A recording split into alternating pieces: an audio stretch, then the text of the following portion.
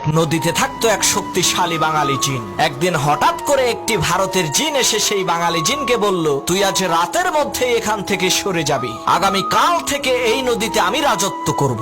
ভারতের জিনের এই ধমকি শুনে বাঙালি জিনটি একটি জেলের কাছে গিয়ে বলল, ভাই তুমি যে এই নদীতে মাছ ধরো, আজ পর্যন্ত আমি কি তোমাকে কোনো কষ্ট দিয়েছি? জেলে বলল, না তা তো দেন নাই। তখন সেই বাঙালি জিন বলল, তাহলে আজ রাতে তুমি আমাকে একটু সাহায্য করবা, আমি ভারতের এক জিনের সাথে লড়াই করব। তখন আমি তোমাকে ডাক দিয়ে বলবো, বড় ভাই আপনি আসেন। তুমি তখন বলবা, ওরে ধর আমি আসতেছি।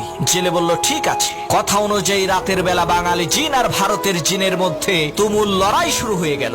এমন সময় বাঙালি জিন বলল, বড় ভাই আপনি আসেন। তখন জেলে বলল, ওরে শক্ত করে চেপে ধর আমি আসতেছি। এই কথা শুনে ভারতের জিন বলল, সর্বনাশ, ছোট ভাইয়ের সাথে লড়াই করতেই আমার জান বের হয়ে যাচ্ছে, আর বড় ভাই আসলে তো আমার কেল্লা ফতে হয়ে যাবে। ওরে বাপুরে, আমি গেলাম।